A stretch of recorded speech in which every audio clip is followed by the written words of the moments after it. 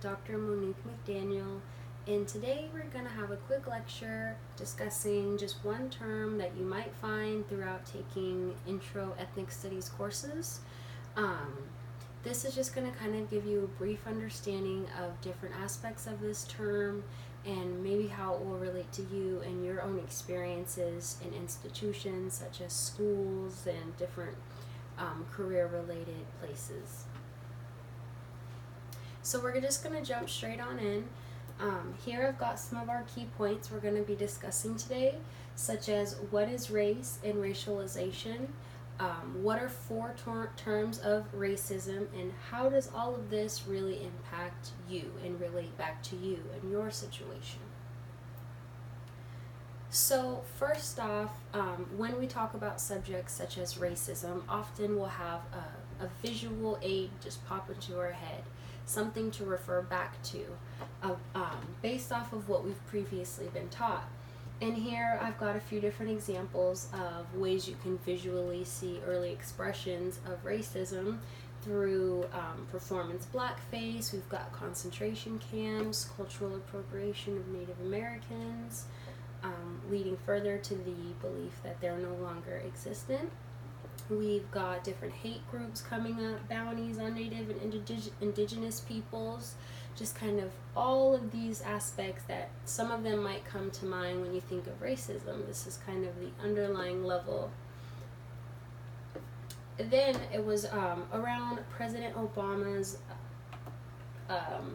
election into office, when we started to see this term post-racial or post-racism. This question about whether America is post-racist came into talks a lot through a lot of studies. And basically it was the belief that because America had elected its first black president, that it was no longer racist because America could make a decision like that. But when we really look at America and we still look at what we're practicing today, we see a lot of similarities between the early versions of racism. I mean, we've still got blackface, appropriation, exclusion, assimilation.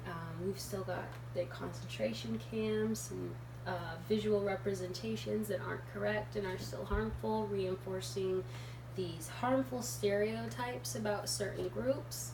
So it's important to realize that racism isn't stagnant, it's more of a transformative term.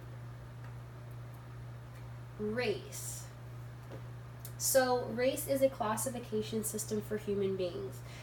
It's a political construction created by people with a political purpose. It's not a natural development whatsoever.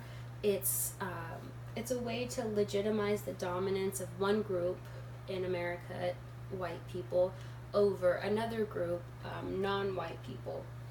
This is a false classification system, and it's not based off of any real biological, tangible evidence or scientific truth.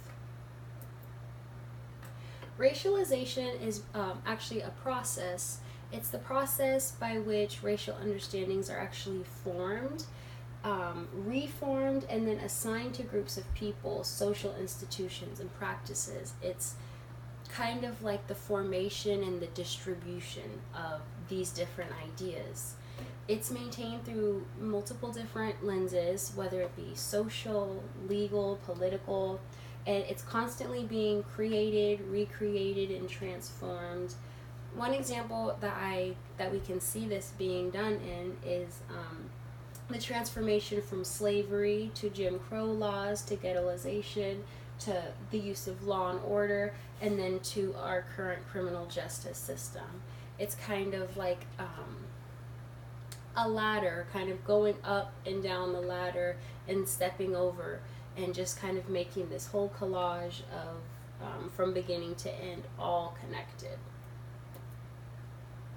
So with all of that kind of complex and confusion, let's kind of deconstruct it a little bit. So deconstructing, we've got interpersonal racism, internalized racism, institutional racism, and structural racism.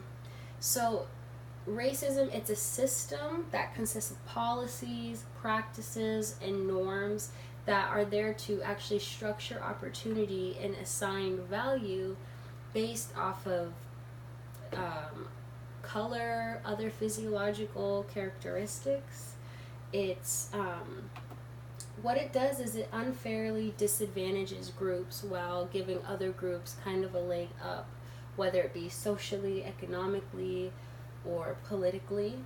It can also be better understood when it is kind of deconstructed and taken into parts like this, where you can focus in on certain aspects of it rather than being overcumbered by the whole idea. So diving right on in, here we've got interpersonal racism. This is referring to an individual's racist assumptions, beliefs, or behaviors. It can be conscious or unconscious. It's prejudices, discriminatory behaviors. It's when one group is making assumptions of other groups' abilities, motives, intents, ways of life, based off of their race in one group towards another. And at the end of the day, it basically leads to cruel, whether it be intentional or unintentional acts being committed towards certain groups. And one thing to note about interpersonal racism is it's once we bring our private beliefs into our interaction with others, that racism is now in the interpersonal realm. So, internalized racism. This occurs inside of a racist system, and this is when a racial group that is oppressed by racism is actually supporting the dominant group. It is it's acceptance of the dominant society's racist views, stereotypes, biases, or beliefs on another ethnic group. And it turns into patterns of thinking that can be discriminating, minimalizing, and turn into self-hate for people of color. And at the same time, it's also creating a value system for the dominant culture, which is applying those barriers and constraints. So it's very internalized. It's being a part of the system, seeing the system happen to you, and still supporting the system. Institutional racism. This can only exist where institutions have the power to enforce and perpetuate policies and practices for uplifting one specific group. This could be bank lending policies such as redlining. It could be racial profiling by security and law enforcement. It could be stereotyping racial groups. It's assumptions about race that are structured into our social and economic institutions of our society, almost inescapable. It occurs when organizations, businesses, or institutions, maybe schools or police departments, when they discriminate, whether it be deliberately or indirectly, against a certain group of people to limit their rights. Structural racism is the accumulation and incorporation of long-standing racialized practices into all of our social and economic structures. This is like the roots or the skeleton of the whole beast of racism. It identifies dimensions in our history and in our culture that have allowed prejudices associated with whiteness to be elevated, and disadvantages associated to color or people of color to be disadvantaged over time. These forms of racism, structural, also adapt over time and endure. So I've got some reflection questions here that I would really like you to go over.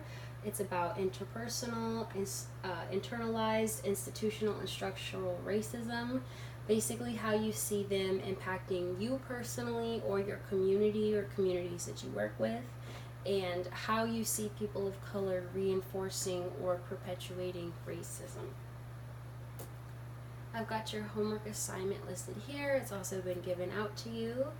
And here's the different topics that you can choose from if you would like, or you can choose your own. And that sums that up. So please look back at your notes, pull up the lecture, and good luck on the assignment.